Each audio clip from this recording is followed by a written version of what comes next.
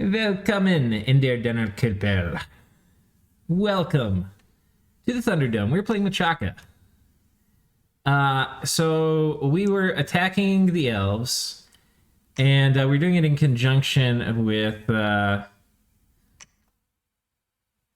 Roos, and we actually bump him here. And we kind of knew we might bump. So Roos comes here and attack. And they've got these Chud Hunters, which are pretty solid units. You know, they've got a Javelin, they go Berserk, they've got significantly better than human stats. Are expensive, though. They're like 25 gold a pop. But you can see they mulch PD pretty darn well. And they didn't lose very much. Almost one guy. But they are no match for 4 hyenas.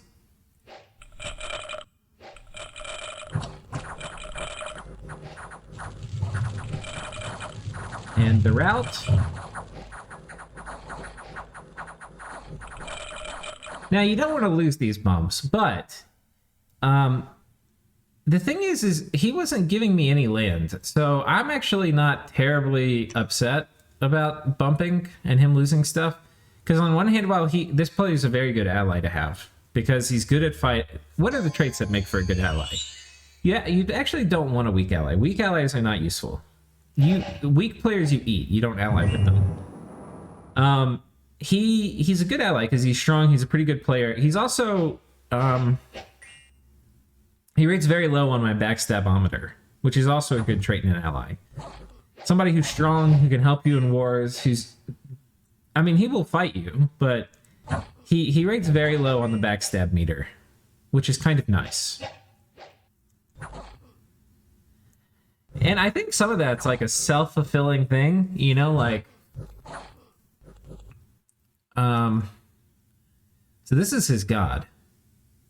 He's kind of badass. 20 attack with this spear. He's probably going to be getting a lot of repels. But mostly it's protection blocking things. 24 protection. These guys don't hit very hard. It's one of the problems with these van-type units. They're very weak once that charge dissipates. And they don't have magic weapons, and so his mist form is going to be just an absolute beast. And I'm sure they're fatigued out already, yeah. Because the Frost Father has a very intense cold aura. It's like kind of ridiculous. 17. So anyway, he's going to chew these guys up. And once they pass out, their defense doesn't matter. So, but anyway, I was saying, you actually want pretty strong allies. Otherwise, you would just eat them. And you want loyal allies. And this Roos player is both. But you kind of get into like a self-fulfilling thing where you need to fight somebody, right? And if you fight one player, then that player knows you're like more... Like, you can kind of build up weird little grudges with players where you just kind of know y'all are going to attack each other. And they may be like a very good ally, but y'all just have never fallen into it where you ally with each other, and you've more fallen into a thing where you fight. And so anyway, all that said, I've got a good thing going with Roos. I don't really want to break it up. He wants to start coordinating on where we're moving, because look, you can see this army was here, we moved here. This was a little bit of a dick move for me, but like, whatever. If we're gonna have a nap, I want to have some stuff too. Or like, if we're gonna have peace, I don't want him to literally get like 80% of the spoils and me not get anything. So anyway, we're gonna move down here, raid this way. We've also got some people moving on top of the capital. So we have 3 hyenas coming here. Apparently I've killed almost... Because this is my second time bumping Roos. We've actually killed more of his stuff, I think, than Helheim has. So we've got 3 guys coming here. We've got some mercs that we got. We've popped this fort, which is what I got the mercs for. I wanted to make sure we popped it this turn. And we're going to go ahead and send them on top of the capital with a few hyenas. And I don't have Swarm. That would be a great thing to have these guys cast. We're just going to have them cast Protection. They're on Hold and Attack. These guys are going to do Iron Skin, Summon Phoenix Power, Fire Elementals, and then Horde of Skeletons. And then we've got these guys shooting. So hopefully that'll work. If the mercs die, we don't really care. The most important advice I can give you if you're fighting elves, which we are, is just assume there are elves everywhere. So like this turn, I had a defense set up for here. Here, I had a defense set up for here. If he came over this way, we have people patrolling here behind a fair amount of PD. These guys would have killed him. Like, we have a lot of elf traps set up, and you just have to do that basically everywhere if you're fighting elves. The thing is, elves are very good at fighting normal units. They're not necessarily very good at fighting mages. And you can see that's how we're doing our elf defense, which kind of sucks because it's going to kill your research. But we chose this war. We have chosen this fate. We have decided to fight elves, so we have to fight elves. We have also gotten a message from Saramatia this turn that says they're ending their nap with us because they have already finished off Macone, which is right here. So they've capped Macone, and Macone is the guy who organized this game, and he's a pretty good player. I've never seen him die this fast. He kind of... he tends to, like, once he's been dealt what he feels is a crippling blow, kind of give up and not invest much time in turns. Whereas I will try to extract every last ounce of blood I can from my attackers. So in some ways, I'm not surprised that he died to a 2v1, but I still actually am surprised because he normally, I fought with him a few times in early wars, and he normally, I've never really, I don't think I've really beaten him in an early war. I normally, every time I've done it, I'm like, oh, this was a bad fucking idea. And he just like, he was the first one out. So anyway, that's either well played by TNC in Saramatia, or he made a mistake. So anyway.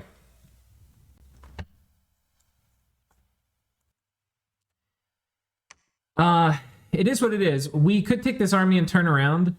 If I were worried about Saramatia, like in an existential way, I would probably do it, but that would be giving all this to Rus. It would basically ruin my first war. And I have a great matchup here. So I don't want to do that. I don't want to give up all of this. So we're going to keep marching forward and take this. What I'm going to have to do, and I'm not going to start it yet, but we're going to have to soon summon some undead and start preparing for a defense. Because he's almost certainly going to attack through here. If he attacks up this way, this is where my army is. But I'll have to get these guys back over there too, ideally. We'll see. I might actually pull these guys to defend in case he comes through this way. But that's basically it. We're storming here. The script we have for storming, we're basically on Hold and Fire archers. I want these guys to kill the wall units. They'll have flaming arrows. They tend to do that okay with flaming arrows. This is a bad script if you don't have flaming arrows, though. And we're going to have these guys on Hold and Attack rear. We're going to have these guys on Hold and Attack closest.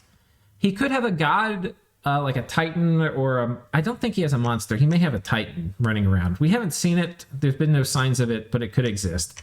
It could also be it's going to spawn at the end of, or after 3 years, so in a few turns. So we'll see. But I think that is it for this turn. We'll go ahead and go to the next turn, which is turn 33. We cast Arcane Probing. We have not been very lucky with Arcane Probing, gentlemen. And we have a bunch of raiding. So here, we are attacking on top of Helheim's cap, which you probably didn't expect, because we were going to be storming this other fort. So the fire elemental's coming out. They're doing some work. And yeah, they actually do a lot of work. Like, look at these tiles that have fire elementals next to them. They get absolutely blown up. Dog's jumping on the door. It's not okay. I think actually one of the commanders got sniped or something. Okay, the monkeys have retreated too. I guess these archers must have been shooting at the monkeys. But we've killed enough of their guys, and we have enough basically undead generation that things are okay. And yeah, we kill everything. So we actually lost both the mercs because I think we lost one of the commanders. We lost the commander of the Vinemen, and then the archers ran away even though the commanders stayed. So such is life, but we have our guys on top of Helheim, which is nice because the reason I actually like doing this move a lot because it sets up my army movement so I don't have to worry about a PD dump. Anyway, we've got a bunch more battles here. Helheim coming in over here. We have nothing on this side, so that's going to be a loss for us. And then down here we have a battle. So this actually is interesting. This is this province that I had been recruiting Dustwalkers in. And Dustwalkers are pretty badass. If you're watching the Kirko series, or if you saw that, this is basically the base unit that they had like Sacred and all this other crap on top of. But it's a solid unit. 25 HP, 17 defense, 14 attack, 19 strength. Like, these guys are very scary. They also have a heat aura, and these guys do not have heat resistance. And these guys also have very high morale, so these guys having awe is not going to matter.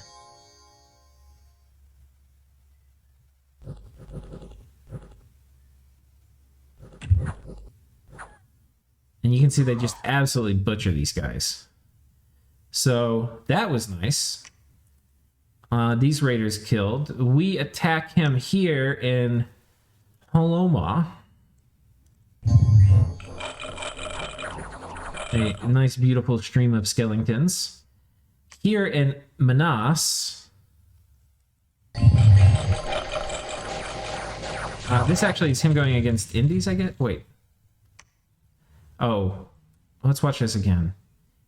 Helheim attacking us in Manas.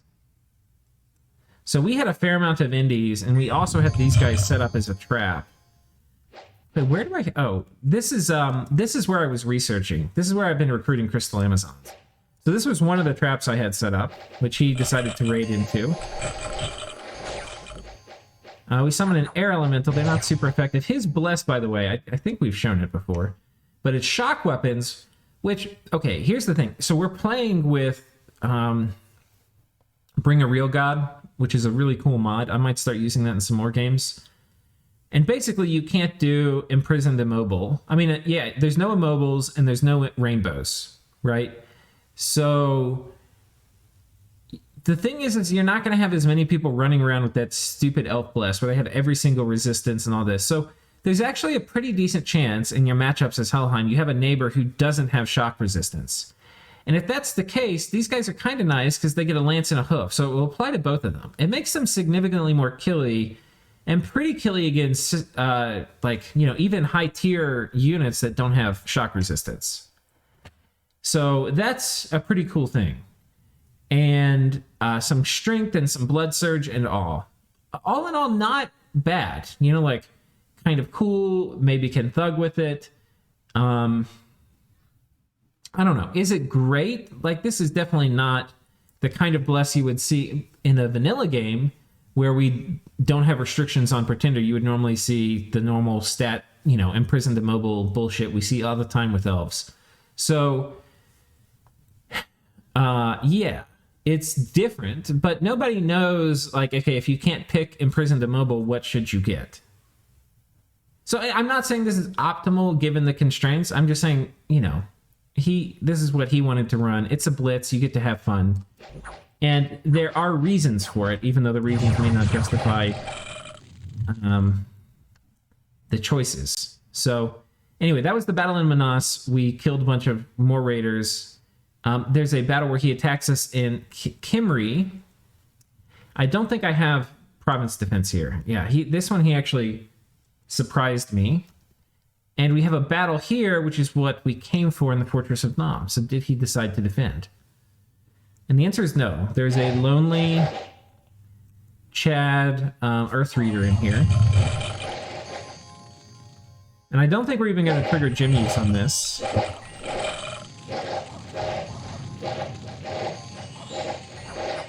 Okay, we've already routed the wall defense. And yeah, we take it. So kind of just giving this up. He's got all of his... This is the thing. Especially this early in the game, he's in a 2v1. People don't like elves. This early in the game, he doesn't have enough elves to simultaneously raid and engage a big army like this. And the other thing is my elves, like, this would absolutely murder him in an army. I don't even know what I would do if I were him. I think until he has Conjuration 5, it's an unwinnable matchup for him. Unless he really outplays me. Because I have shock resistance in my bless, and I have magic weapons, so he can't thug. And I hit really hard. And he doesn't have magic weapons, and I have invulnerability. So yeah, I think we just... And we have archers that are going to shoot him while he's trying to... I mean, it's as lopsided of a matchup as I think I could have. Zero chance. So we're going to raid over here with some more of our hyena bros. And if these guys die, like, we could totally bounce. It's totally cool. They've got twice more on them. I mean, we'll lose some of the equipment, but that's fine. So we're going to raid over here because TNG is apparently going to vulture some of Helheim. And we want to go ahead and get over here nice and quickly. We have no signs of movement yet over here, but I think next turn we'll probably see an army pop up. This turn, we're going ahead and getting ready with reanimation. We're having these guys do reanimation. We're having this guy make ranger's boots for my god. We're making a catharic lion pelt. You know, if I were doing it again, I would probably make some more undead. We've got plenty of death gems. And I don't think... Oh, we do want 6. So I need to... That's why I stopped.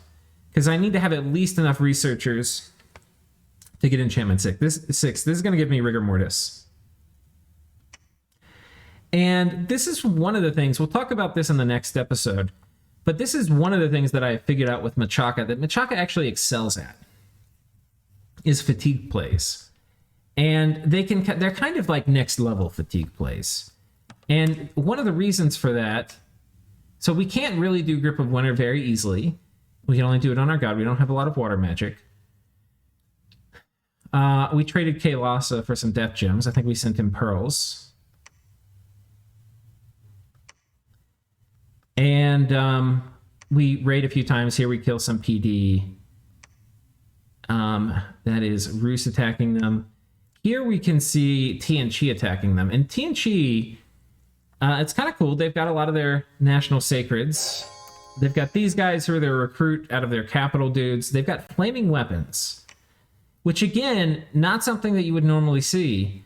But because we don't have a lot of rainbows, or you can't take rainbows and you can't take imprisoned... or you can't take you can't take immobiles. Rainbows or immobiles is what you can't take. So, because of that, you know, it's a lot less likely that all your neighbors are going to have fire resistance in their bless. So, flaming weapons becomes kind of okay when you take it on like these guys are actually going to blender people with flaming weapons, like indies and stuff. But against me, I have fire resistance because I'm going to be shooting flaming arrows into my front line, and I don't want my guys dying from flaming arrows. So that's why I took it.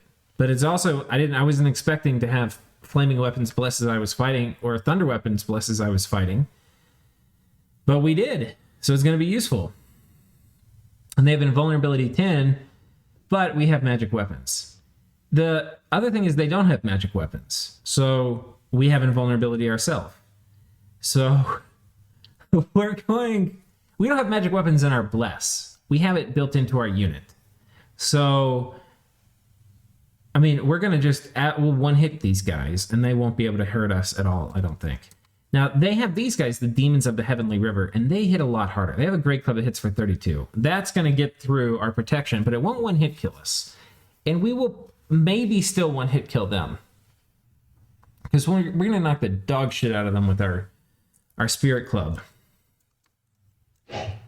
So there's that. The other thing about getting Enchantment 6 is it's going to open up Riches from Beneath, which is really bad considering I don't have many candles. But I have a lot of candles in my capital. And why that is important is I need to get more recruitment going in my capital. And potentially I might even build some temples now, just so I can have another... just so that I can have another Lion Warrior recruitment, because these guys are really good. But you can see we're resource constrained right now. And later, I probably do want to make a lot of these guys, but if I ever turn one of these guys off, if I have more resources, I'll be able to get another Lion. Okay, in this turn, 33, we don't actually... Did I save these right? We don't actually see any troops appearing over here, but we see an army over here, which I'm assuming came from Macone. And that's going to be making its way probably down here to fuck with me. Now we were very explicit about what turn attack orders can be issued, and it's not this turn, it's next turn. So we'll see. Tianchi, meanwhile, very busy vulturing. We're going to go ahead and send these guys in. If he moves the majority of this army off, it will probably kill our raiders. And if I thought he would do that, we would consolidate. But I think he's probably going to storm this fort this turn, but he could choose to move off. If he does, I probably am going to lose some raiders. Rus coming in. And I think one of these... I think this was our... Wait. He's taken... I think were both of these ours, and he's taken one or two of them. I don't even know. We'll figure it out.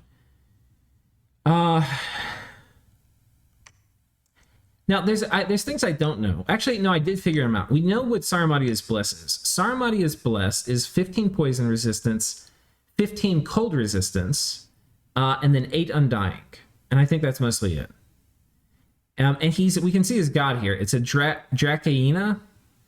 And it's basic. It's that little thing with the doggy paws on the front, and I think it's amphibious. So it's a kind of monster it's a kind of monster titan hybrid.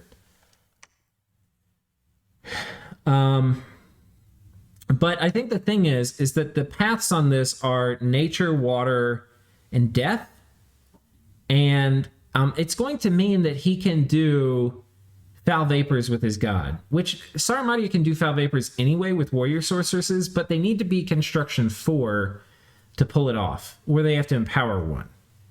And this lets you do an enchant 5 rush, and then I think that was part of how he killed Macone, is just dropping foul vapors on them.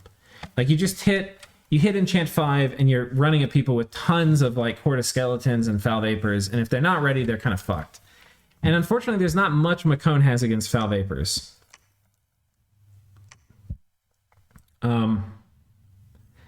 So yeah, that's basically what we've moved on top of his cap, and we one turn popped it because that is how we roll. So we're going to storm it. We basically have the same script, and we'll see what's inside. I'm moving 2 guys forward position up here, and that is so that I've got coming in from here this guy with a bunch of long dead horsemen. And he'll be able to strike. These guys cannot move from here all the way to here.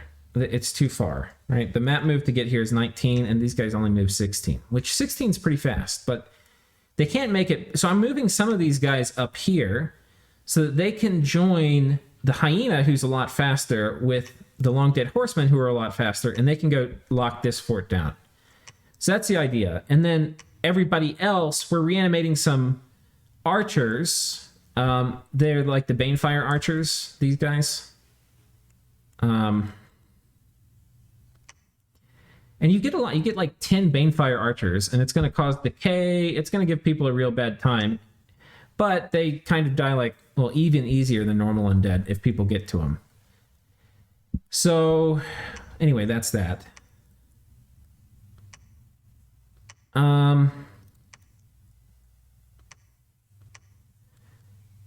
Yeah, okay. So anyway, we're getting these guys, and the idea is we'll be able to mobilize. All these guys can move here this turn, or whenever they want to, right? I should have reanimated more this turn too. I've got too many guys researching. We've already hit this. There's no real point going up getting construction 3 before our big fight. We should have gotten more undead reanimation, but we didn't. Anyway, these guys can all move over here, and that's where we'll probably have our fateful battle. Our god is casting Riches from Beneath this turn, and the idea is we'll probably get... There's a few reasons it's going to be okay. One is we're building a temple here, and we're going to start preaching, and I want to have high dominion... We're going to keep all of our heretics out of this one particular province, and we're going to preach it up. And eventually I'll probably put one of my Holy Twos, one of these guys here, and preach it up even higher. And the reason for that is... we have 2 mines, and we can double the output of these mines with Riches from Beneath. So potentially we can get plus 200 gold from having it up just from this place alone. And then we'll get some up. We'll look at our income graph next turn. But anyway, we're storming the castle, so that's going to affect our income graph too. But anyway, let's go ahead and take a look. Turn 34.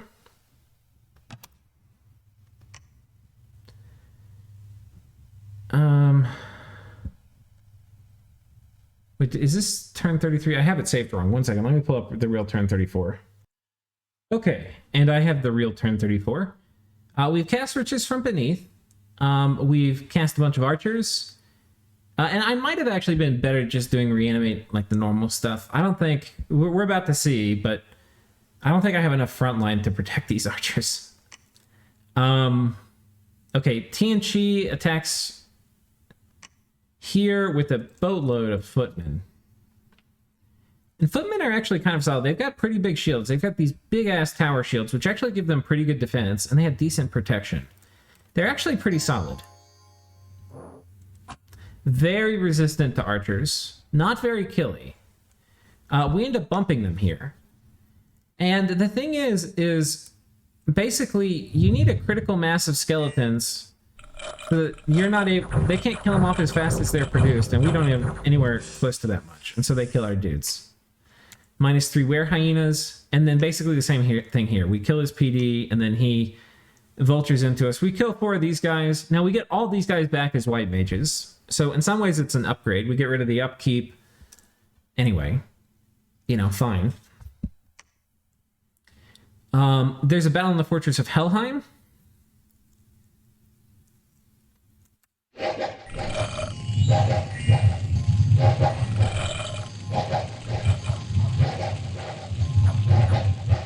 I think thinking back on it, like if I'm gonna do these Buddha Raiders, I think it's probably not worth putting gear on them for the most part. It's probably better to just risk losing them if I'm twice borning them. So anyway, there's hardly anything inside. He basically just has all his elves out raiding. So this kind of thing, if you run at elves and you just run at their infrastructure, especially if it's early, a lot of times you can just kill them. Sometimes they'll have like a monolith or something they can drop on you. In our case, we wouldn't actually care about that. We would, if you'll excuse my French, we would fuck up a monolith. Because Lion Kings, not Lion Kings, our Lion Warriors do a shit ton of damage, and once they fatigue a monolith out, which they will, they're going to start doing critical hits. So, yeah. And like, if I knew there was going to be a monolith or risk of a monolith, we'd be doing Strength of Giants on them too. I just want to show you their stats again once they're fighting. I know actually, maybe I did do Strength of Giants. Yeah, we do Strength of Giants. So, like, look at these guys.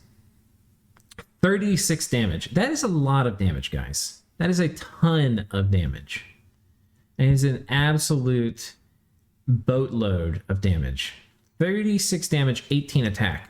These guys are gonna they'll one-hit kill those blue giants, I think. Like the little demons of heavenly fires or whatever. So, Saramati has a huge army here.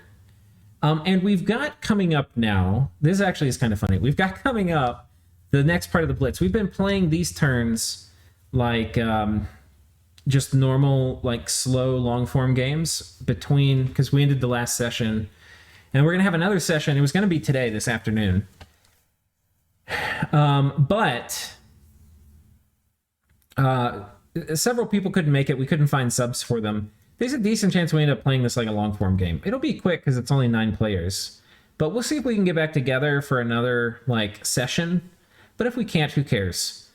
We'll just play like a long form game, which I told people at the beginning, because some people get like fussy if they think they're joining a Blitz and they get sucked into another long form game. Some people just want to like YOLO and then for it to be done. So I think we were pretty upfront about that. Maybe not as upfront as we could have been, but pretty upfront. So here's the thing. Actually, it sucks I don't have this turn because I actually put a ton of stuff into the scripting. Like a lot into the scripting. So here's the thing. I tell Tianchi. So Tianchi's got a different army on top, which we can't actually see, but it's got a lot of these demons of heavenly fires. And these guys are kind of cool. They have a fire AP attack.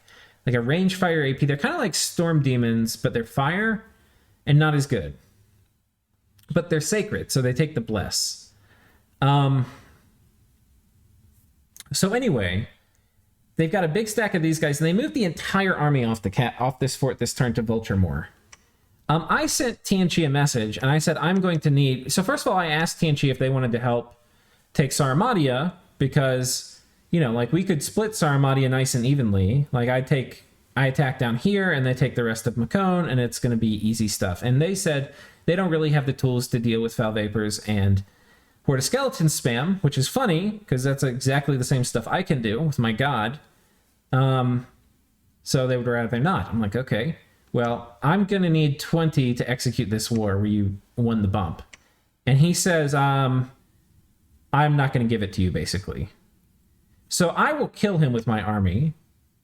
And I think a lot of times, like, I don't know. Sometimes I'm probably overconfident, but I feel very confident right now that I could just march this army in and kill literally everything over here. And he also teamed up with Sorrow to kill Macone. And I have a decent feeling like he's on Sorrow's team. And they're going to, like, fuck with me next. You know, like, this is very aggressive vulturing, which is fine. I'm not saying he shouldn't do it, but he also needs to realize that, I don't know if he's probably seen my bless, I assume, that, like, I would murder all of his stuff. Like, this stuff would all just immediately die fighting me. So anyway, we don't even care. We're going to march through here. We're going to come down here. We're going to come take Macone. That's the plan for this army. Down here, we are going to take everybody. Like, literally every mage we have. We're going to drop the hammer. We're going to put all these guys on guard commander. Wait, not the archers. This is one thing I fucked up on earlier. Okay, archers are going to be separate. Here's what I do. We put the archers, like, right around here. We take all these guys. We give them the Buddha script, which is summon Earth Power, Iron Skin, Horde of Skeletons. Except it's not quite the Buddha script. We do, on top of that, resist cold, because we're going to be fighting in cold.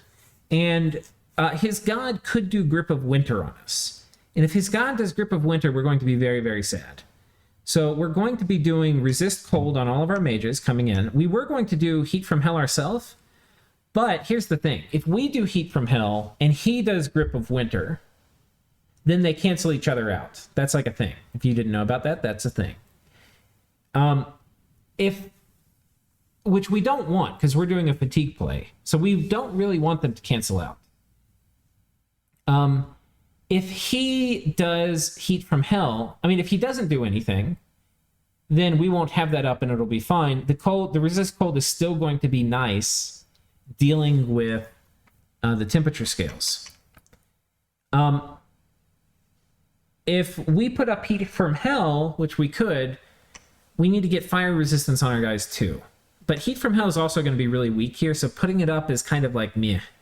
It's very weak in Cold 3. We could still do it, and if he wasn't going to cast Grip of Winter, it would probably be the optimal play. But anyway, so we're having basically everybody march over here. Everybody. We've got these Crystal Mages we moved in to do Aerofend, so that we don't blast our own stuff. And yeah, we've got, this is the thing, this is the beautiful thing. We've mounted no defense. He's going to be thinking, I'm going to backstab Lucian, because Lucian's got his whole army up here, and I don't want to fight him, so I'm just going to come take his stuff while he's away. Right, that's what he's thinking. I'm going to get some free lunch. What he doesn't know is that I tend to, on most nations, I am willing to skimp on research efficiency to have researchers who are useful in a pinch. And this is the exact reason why you do that.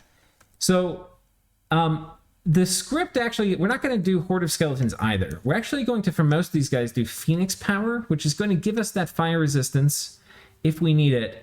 And then a lot of these guys, we're going to drop fire elementals here.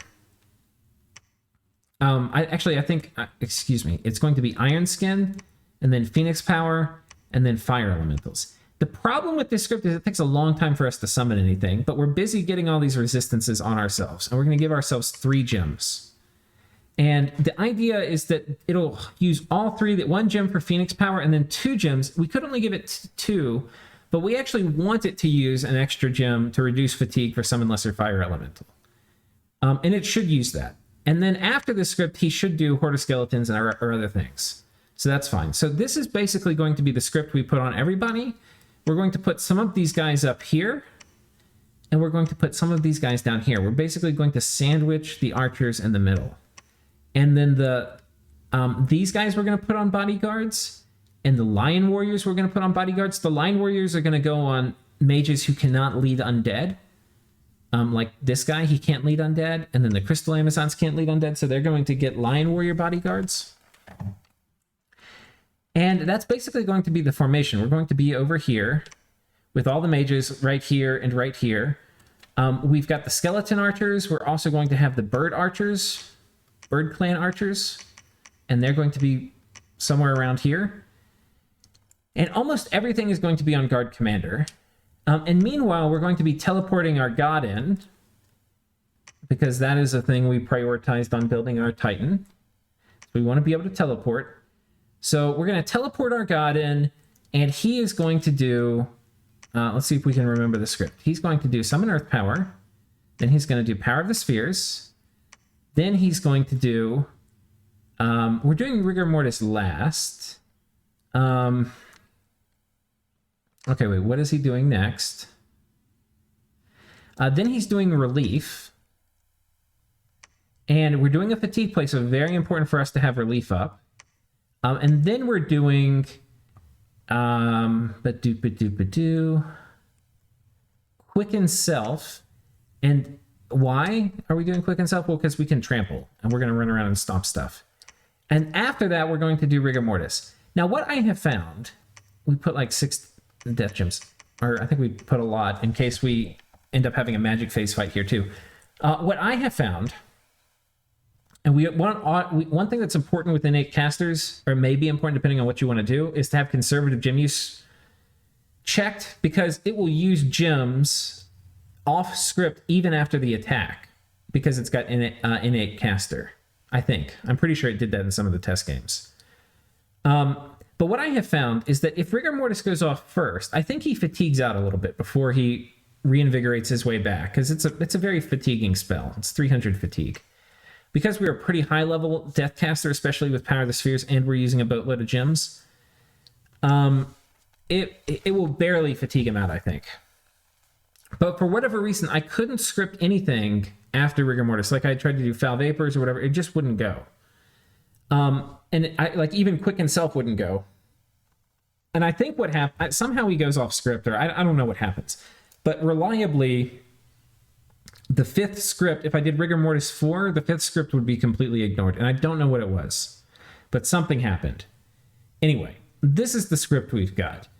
And we're going to position him up here, where he will be just barely right in front of all the bodyguards. And what I'm expecting to have happen is... all his guys are going to run forward. We're also doing a PD dump here of 50.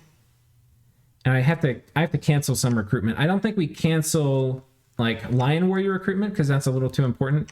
But I think we cancel all mage recruitment. I might not cancel Crystal Amazons. Yeah, we do something like this. Or maybe it's 45. I can't remember. Because we also put some PD like here and maybe here in case he raids us. I think I do like 15 here, and I think I do 15 here. Anyway, we're planning on this and already coming and raiding somewhere. So anyway, we've got that going on. We're moving this whole big-ass army in. And I will tell you guys, I have tested this. Because this is a complete all-in from me. If he kills my research core, he may not win, because he's still going to have to fight this army. And this army, I'm pretty sure, would smush this army. So he may not win, but I would be probably crippled, like irredeemably crippled, if I lost my research core. So usually when I am put in a situation like that, I will tend to test it if I can. Where it's like a complete all-in, like game-winning thing, I'll probably test it. So anyway, here I think I'd probably do like 10 PD2. and we take these guys and we march them out. And we're going to march them here, and the next turn we're going to hit this. And potentially, depending on how things go, Helheim's god is in here. Here's his god, who's actually kind of a badass. He doesn't have any gear on him, which is a little befuddling because he could be trading for gear, or I don't know. And I think he has construction too. Like, you know, just put like even a bracer of protection on. She comes with decent base gear, so you don't really need the armor and stuff, but you know, she could have a better weapon. But with these paths, she can actually do some pretty crazy stuff. She could do Earth Power, Iron Skin, Mist Form. She already has Glamour, and with Air 7 with Glamour, like look how hard it is to hit her. The other thing is, this is a nation that has Earth access, so just doing like main gauches of parrying on her would actually be badass. It's going to get her defense really high, and her defense really high with this much Glamour. She could toss on Air Shield, have a bajillion protection. She would be very hard to kill with very light gear. I'm pretty sure that my Machaka, like my Lion Warriors, could handle it, but it would be tough, just because of the defense. Just because of the defense, and we would be able to get through the protection. But I mean, it's possible that with enough defense, she could kill all my Lion Warriors before they bonked her. But once the Glamour's gone, and it could just be even a lucky arrow shot would accomplish that, she would be in trouble. Anyway. That's who's inside. But for him, he's told me he wants to come out and take the cap. And I was like, dude, like, you've given up your cap by having all your guys out raiding. And he said he still has like 50 or 60, which we can't see them here, hellherdlings or whatever you call them. And he's like, I'm going to come fight you and take that cap back. I'm like, dude, do you know how slow these guys siege? Like, by the time you actually crack that fort, assuming you take it with no losses, it'll be like 8 turns from now. I'll have like a whole nother army. I won't even need the army I've got over there. So he's like, yeah, but I'm going to recruit more stuff. So I think his plan is to knock these guys, the vultures, off this fort with his god, then recruit a bunch more shit and come running at me and try to take his cap back. But he's out of the game now, in my opinion. But, you know, 50 elves is a lot of elves, and his god is really tough.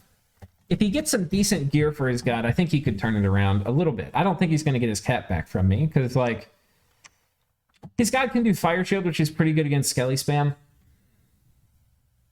But I'm pretty sure I can just put, like, 6 guys with Summon Earth Power, and that'll outlast any... Like, I don't think he'll be able to kill them quickly enough. Maybe not. But even like Skelly Spam with a few Lion Warriors mixed in to keep cudgeling him, I don't know. It seems weird. And like without a Vine Shield, we'll eventually get his defense down. And with his defense down, eventually Glamour will pop. Like Skelly Spam plus Lion Warriors, yeah. I think, yeah. I don't think it's a recoverable position from him fighting me. But if he was going to recover it, he would probably need to have this fort free. So anyway, he's probably going to fight them first.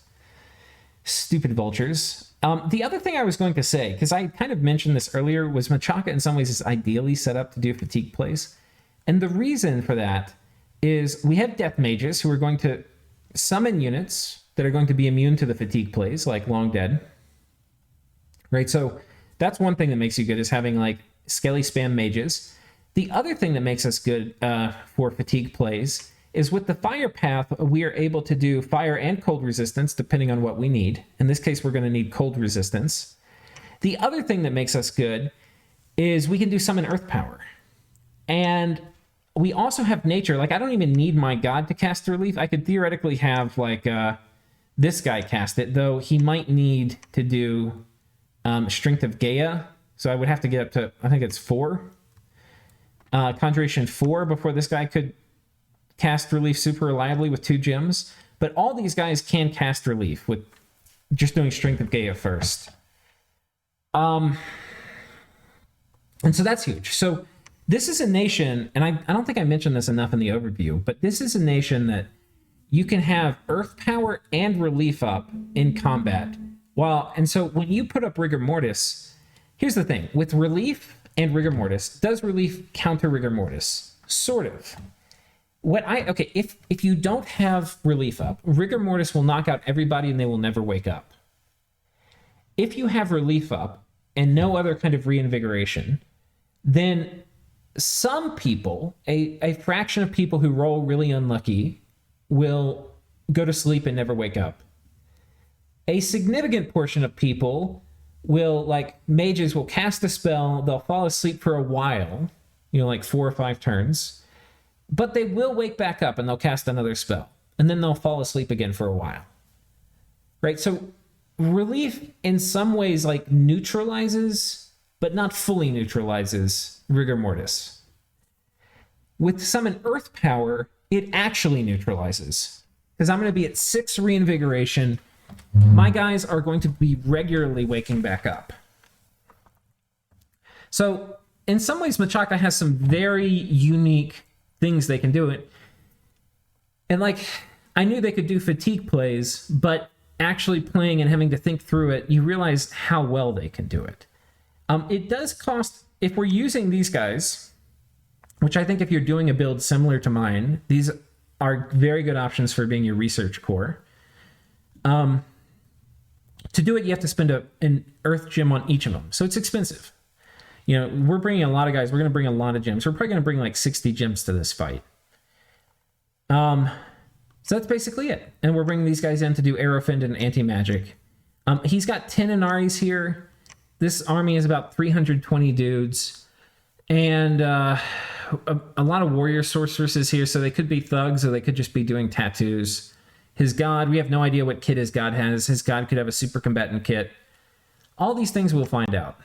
But my god, he's got 2 main gauches of parrying, so he'll do kind of okay against thugs, unless they have really high attack.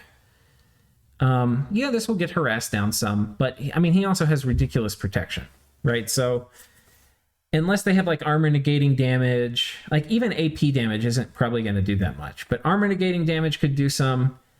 But on top of that, it has to be armor negating damage with pretty high attack. We'll see what it actually ends up being. And he's not going to sit still. He's going to run around, and the thugs are also going to get fatigued out. So I don't know. It would be very hard. Like, sure, thugs could kill him alone, but with an army skelly spamming behind him, good luck. Good fucking luck. And so yeah. Anyway, TC not being very friendly. Not going to give me any of this. We may have to fight them and fight Sorrow. The good thing is I have a nap with Roos. I have a nap with TNN. Roos is going to go over here and Vulture. Apparently, who's Grippo playing? He's playing Arco.